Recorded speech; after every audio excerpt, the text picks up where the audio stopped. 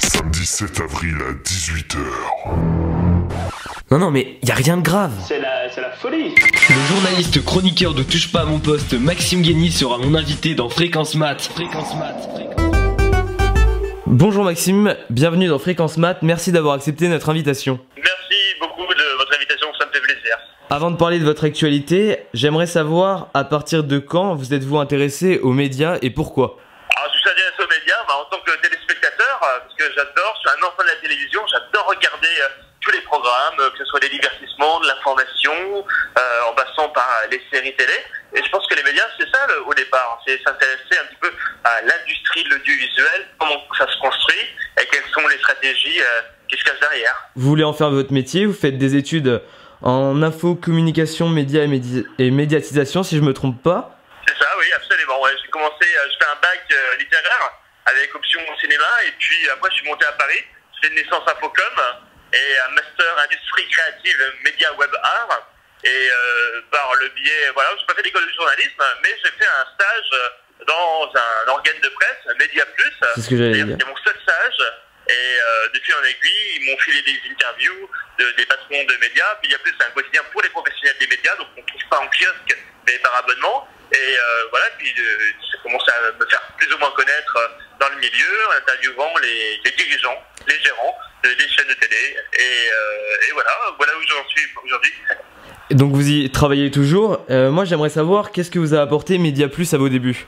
Ils m'ont apporté, c'est eux qui m'ont donné l'accès à la porte d'entrée pour aller dans les conférences de presse, pour côtoyer les chaînes de télévision, rencontrer les gens qui sont à la fois les créateurs, les acteurs de tous ces programmes. Et voilà, je mets vraiment les pieds dans les médias. Et c'est vraiment tous les médias que j'ai traités. Aussi bien la télé, la radio, la presse, l'internet, les structures de vidéos à la demande. Donc c'est vraiment très très large. Ensuite, vous travaillez pour TF1 News, TF1.fr en tant que pigiste pendant 2 ans. Puis en presse écrite par la suite, vous diversifiez les expériences. Mediacom, Télépoche, Téléstar Jeux, Ciné Télé Revue. C'est enchaîné naturellement. Je suis passé rapidement indépendant à Média Plus. Et puis, de fil en aiguille, voilà, on fait des piges à gauche, à droite. On se fait son réseau, entre guillemets. Et surtout, c'est de l'expérience à chaque fois, parce que chaque média fonctionne différemment. Vous avez de telles expériences qu'en janvier 2017, vous êtes invité en tant que spécialiste média dans l'émission de Cyril Hanouna Touche pas à mon poste. Comment êtes-vous arrivé dans cette émission? Je suis arrivé par le biais d'un SMS. La rédactrice en chef de l'époque, Émilie Lepez, m'a envoyé un SMS que je la connaissais, parce que j'étais journaliste à l'époque à Téléstar. On se croisait pas mal dans les conférences, dans les voyages de presse. Et puis elle me propose de venir en tant qu'intervenant une fois dans l'émission pour parler au même titre que les autres chroniqueurs de tous les sujets. Et puis je suis allé, ça a bien marché. Et ensuite, ils vont refaire venir la semaine d'après, puis la semaine d'après, puis la semaine d'après. Et ça s'est enchaîné un peu comme par magie. Ça vous a tout de suite plu d'être sur le plateau ou parce que c'est des expériences que vous avez fait déjà par Non-Stop People, vous avez fait quelques petits plateaux et puis arriver tout de suite sur cette grosse machine, c'était pas impressionnant? Non, mais justement, vous l'avez bien souligné, c'est de l'expérience à Non-Stop People, c'est-à-dire que en quotidienne, donc ça c'est vraiment bien, c'est une chaîne où il n'y a pas trop de pression d'audience et ça m'a vraiment mis le pied à l'étrier, en me disant me remise en question, comment faire des chroniques, questionner les invités. C'était vraiment la chaîne idéale pour se former et finalement, heureusement que j'ai fait ça parce que au moins j'étais un peu plus préparé avant d'arriver dans Touche pas à mon poste. Mais après, on se forme. On ne devient pas bon tout de suite. Voilà, j'ai l'impression d'un apprendre tous les jours quand même maintenant dans l'émission, être de mieux en mieux quand on raconte des anecdotes, aller droit au but. Voilà, c'est plein de petites choses, de petits détails pour qu'on soit au mieux dans le programme. Et en 1 an, vous êtes devenu un chroniqueur incontournable de Touche pas à mon poste puisque vous êtes le chroniqueur qu'on le voit le plus dans l'émission, vous êtes présent quotidiennement. J'aimerais savoir comment se prépare une émission de Touche pas à mon poste. Elle se prépare tout au long de la journée, 8h30, soit un SMS de notre coordinatrice qui nous demande ce qu'on a vu à la télévision, nos coups de gueule, nos coups de cœur et nos idées d'information média. On lui envoie tout ça. Ensuite, il y a pas mal de SMS qui s'échangent tout au long de la journée. Et puis, dans les alentours de 12h-13h, on a un premier déroulé de l'émission du soir. On va parler de ça. Et dans les alentours de 15h, 16h, je dois leur envoyer mes arguments. En gros, voilà, on va parler de The Voice, qu'est-ce que vous avez porté, pourquoi ça marche pas, tac, ça marche pas parce qu'il y a ça, la programmation, on n'envoie pas détail, et après, tout ce que j'envoie par SMS, elle me le met, je lui demande de le mettre sur fiche. Sauf qu'une fois que j'arrive sur le plateau, toutes vos fiches sont présentes. Avec mes arguments, ouais. Donc en fait, c'est vos SMS qui sont transcrits sur les fiches que vous avez sur le... D'accord. Exactement. Ouais, et puis on a la confirmation aussi, on reçoit vers 13h une fiche de service avec tous les chroniqueurs présents autour de la table, des invités, voilà.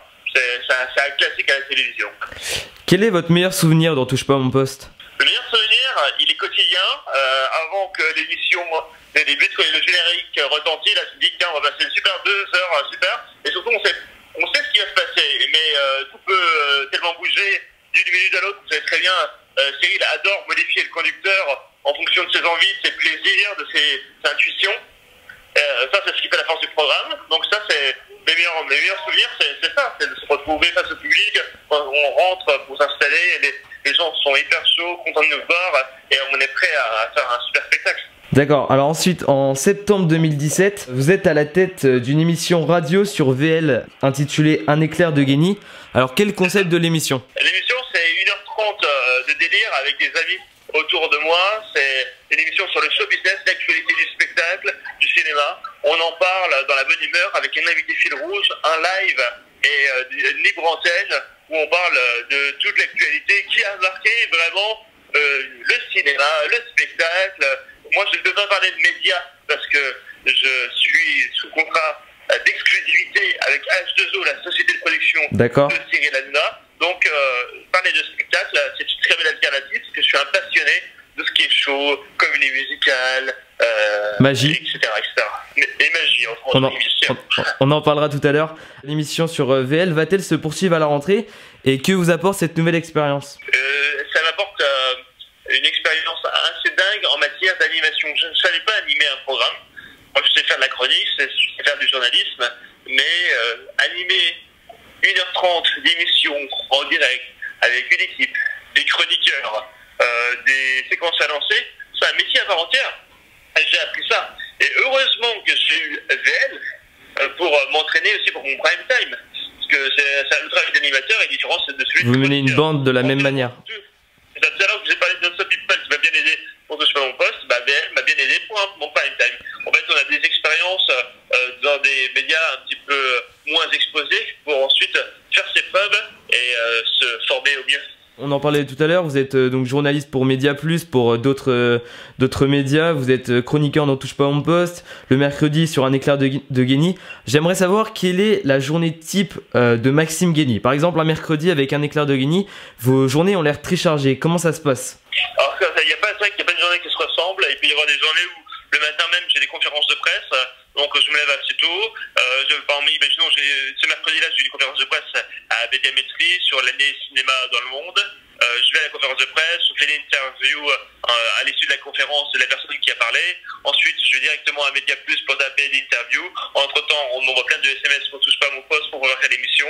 À 15h, j'ai envoyé et retranscrit mon interview pour Média Plus. Ensuite, qu'est-ce qui se passe? Je me mets à travailler sur Touche pas à mon poste. Donc, je travaille mes arguments, j'envoie tous mes arguments à mon 16h30. Après, je les travaille beaucoup. Et puis, à 17h, je prends le métro ou un Uber pour aller directement au studio. Rendez-vous à 17h30 au studio. J'enchaîne avec le stylisme, maquillage, coiffure. Ensuite, on me donne des fiches, on me brief. On a un petit brief avec aussi Cyril Hanouna. Et à 19h10, on prend l'antenne. 21h10, on la prend. Ensuite, je me démaquille rapidement. Je reprends un Uber pour aller directement au plateau de radio. J'arrive vers 21h40. À 21h40, on me donne donc le conducteur et ce qu'il va y avoir. Et puis à 22h, c'est parti pour le direct. Là, j'ai la chance à VL d'avoir une équipe dédiée qui m'écrive mes fiches. Comme ça, je n'aurais pas le temps de tout faire. Donc, je leur donne une ligne directrice. Je vais parler de ça. Et après, ils m'écrivent mes fiches. Et comme ça, moi, je suis dans mes souliers. Bon, je vois, il est 1h du matin.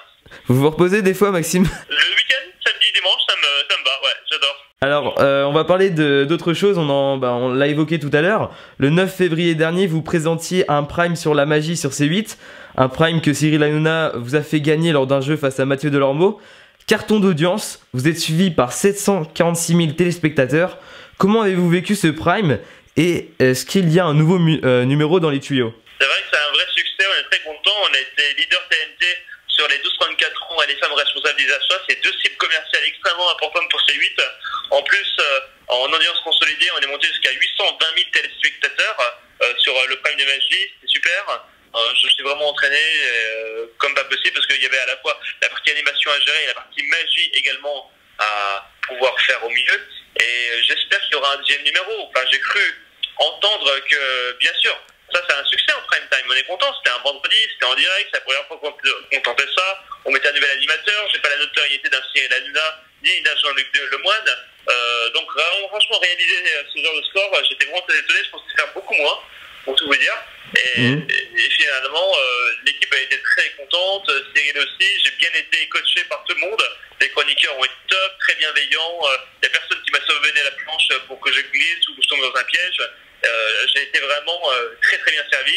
Et d'après les petites discussions que j'ai eues avec Cyril, normalement il y aura un deuxième numéro. Quand? Je ne sais pas, mais en tout cas, tout est bien parti. Ce deuxième numéro sera toujours autour de la magie ou vous changerez de thème Je ne sais pas. En fait, c'est encore un peu flou, mais maintenant on comprend que face à ce succès, on ne voit pas pourquoi il n'y aurait pas de deuxième numéro. Moi, j'aimerais savoir quelles sont vos envies et vos projets à l'avenir. Par exemple, il y a quelques semaines, vous avez posté une photo d'un micro sur Instagram avec le hashtag New Projects. Pouvez-vous nous en dire un petit peu plus ou pas? Quels sont vos projets pour la suite, Maxime? Moi, mes projets, c'est j'espère revenir pour une nouvelle saison dont je parle en poste, parce que je m'amuse beaucoup et j'ai trouvé un rythme de croisière qui m'allait parfaitement. Moi, je vais conserver aussi toutes mes activités en presse écrite, parce qu'on ne sait jamais, vous savez, la télévision, on peut plus éphémère. carrière à la télévision, c'est-à-dire que ça marche, ça peut s'arrêter quand on sait, c'est comme des contrats d'intermittents, hein. Des fois, voilà, les contrats se terminent, recommencent, se reconduisent. Donc voilà, je conserve quand même ma base en presse écrite. J'espère continuer la radio. Je vous avoue qu'on est venu me voir pour plusieurs projets radio pour l'année prochaine, pour des quotidiennes. D'accord. Et donc, En web radio ou en radio? En radio. Radio, d'accord. D'accord. En radio nationale. D'accord. Et voilà, et on va voir ce que ça donne. De toute façon, les gens viennent vous voir, il faut voir si ça date, s'il y a la bonne case qui est ouverte, voilà. Et pour l'instant, je suis très heureux sur VL. Et comme je vous dis, il y a tellement d'opportunités à gauche à droite, donc voilà, je vois des gens. Je vous souhaite le meilleur pour la suite, Maxime, et merci d'avoir accepté cette interview. Merci beaucoup, c'était un plaisir, et puis j'espère à très bientôt. À bientôt. Fréquence Mat.